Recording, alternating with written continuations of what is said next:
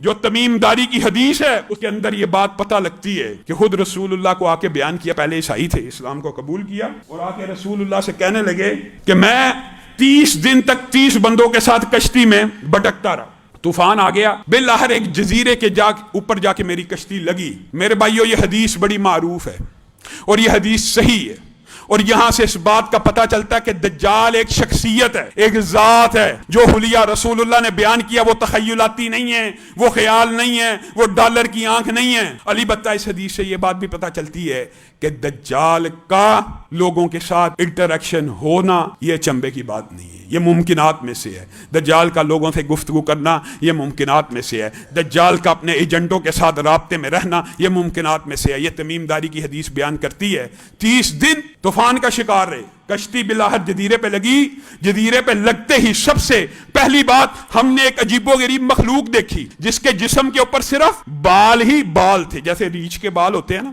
لیکن ریچھ سے بھی اتنے بڑے تھے۔ ریچھ کا منہ تو پتہ چلتا ہے نا کہ کہاں ہے، اور دم تو پتہ لگتی ہے نا کہ کہاں ہے۔ صحابی بیان کرتے ہیں اتنے زیادہ بال تھے کہ ہم یہ جج نہ کر سکے کہ اس کا منہ کس طرف ہے اور اس کی دم کس طرف ہے۔ اور اس سے پوچھا بدبخت تو کون ہے؟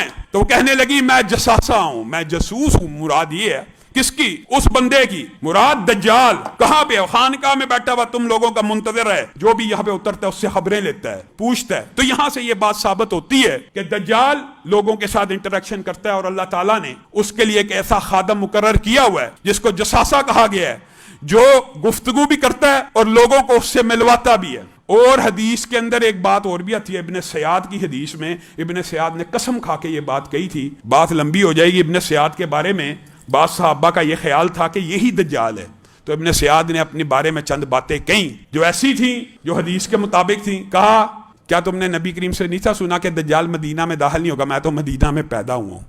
کیا تم نے نبی سے یہ نہیں تھا سنا دجال کی اولاد نہیں ہوگی؟ میری تو اولاد ہے۔ ہاں، البتہ اس حدیث میں ابن سیاد نے ایک بات کہی، کہا یہ ضرور میں کہتا ہوں کہ مجھے پتا ہے کہ کس مقام کے اوپر اس وقت دجال موجود ہے اور اس کے باپ کا نام کیا ہے اور اس کا حلیہ کیا ہے، میں سب جانتا ہوں۔ اس سے مراد یہ ہے کہ دجال سے ملاقات جنبے کی بات نہیں ہے، دجال سے رہنمائی لینا۔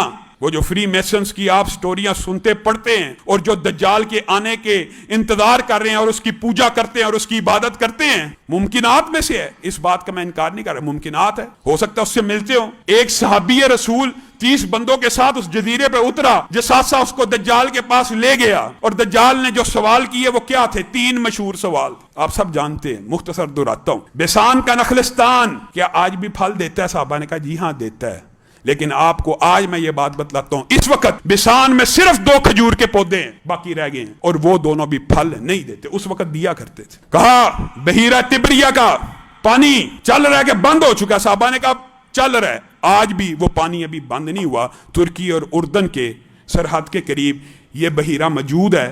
البتہ اس میں پانی کی کمی واقع ہو گئی ہے، اور یہ بات بھی سائنسدان کہتے ہیں ہمیں معلوم نہیں ہے، وجہ اور سبب کا پتہ نہیں ہے کہ اس میں کمی واقع کیوں ہو رہی ہے۔ لیکن دجال نے جو 3 سوال پوچھے تھے ان میں سے ایک بیسان کا نخلستان کھجوریں دیتا ہے؟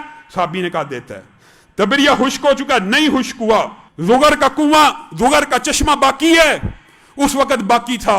صحابہ نے کہا باقی ہے زغر، حضرت لوط کی ایک بیٹی کا نام تھا جہاں پہ ان کو دفن کیا گیا، وہ ایک چشمہ تھا، اس کا نام بھی زغر پڑ گیا۔ آج وہ چشمہ بھی خشک ہو چکا، تبریہ کا پانی باقی ہے، لیکن چشمہ اور بیسان کے نخلستان خشک ہو چکے ہیں، پھل نہیں دیتے۔ چوتھا سوال جو آپ سب جانتے ہیں، دجال نے پوچھا کیا امیوں کا نبی آ چکا ہے؟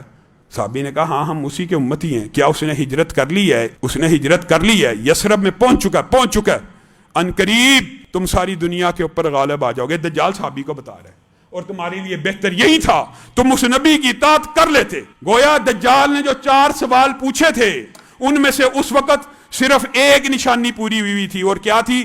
نبی امی آ چکے ہیں، جی آ چکے ہیں، ہجرت ہو چکی ہے، ہو چکی۔ میں اسی ہجرت کا انتظار کر رہا تھا کیونکہ میرا ظہور اور خروج اس ہجرت کے بعد ہوگا، لیکن میرے خروج کی باقی 3 نشانیاں بھی ہیں۔ زغر کا چشمہ خشک ہو جائے گا، بحیرہ تبریہ خشک ہو جائے گا، اور بیسان کے نخلستان کا ایک پودا بھی کھجور کا پھل نہیں دے گا۔ آج ان 4 میں سے 3 نشانیاں پوری ہو چکی ہیں، ایک نشانی باقی رہ گئی۔